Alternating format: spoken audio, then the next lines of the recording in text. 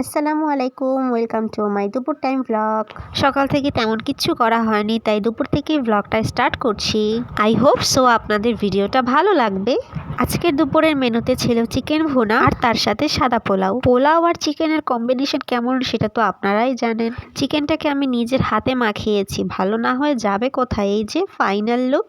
আর তার সাথে কচু রান্না করেছিল, এটা যা হয়েছিল না। তারপর রান্নাঘর থেকে একটু বাইরের প্রকৃতি দেখছিলাম, অসাধারণ ছিল মাশাল্লাহ। আর এই যে আমার গাঁদা গাছে একটা ফুলও ফুটেছে মাশাল্লাহ। পাশে একটা গাছ ছিল, পাতাগুলো সব একদম হলুদ, মনে হচ্ছিল কি বাহিরের কোনো কানসি আছে। আর এগুলো আমার বারান্দায় লাগানো কিছু গাছ। কিছুদিন যাবত আমার প্রচুর পরিমাণে হেয়ার ফল হচ্ছে, তাই আমি ন্যাচারালস বাই রাখি থেকে এই অয়েলটা এনেছিলাম। এখনো ব্যবহার করিনি, বাট ভালো হবে মনে হচ্ছে। কাগজ ছিল যেখানে তাদের অন্যান্য প্রোডাক্ট প্লাস ব্যবহার বিধি লেখা ছিল, আর একটা ছোট্ট গিফট পেয়েছিলাম। তো এবার খাবার খেতে চলে আসলাম, আর এদিকে টুকটুকিটাও খেতে বসেছে।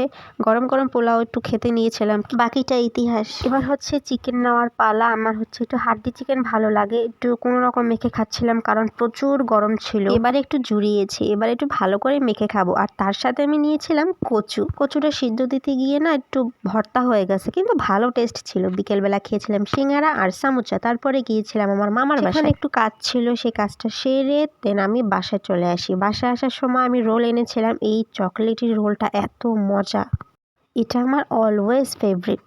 তারপর সন্ধ্যার নাস্তায় ছিল চা, ডালের বড়া আর ম্যান্ডেটরি একটা হচ্ছে চায়ের সাথে মুড়ি। আর এই বড়াটা, এটা মটর ডাল দিয়ে আমার খুব পছন্দ। আর সেই সাথে আমার আজকের ভিডিওটা এই পর্যন্তই। আল্লাহ হাফিজ।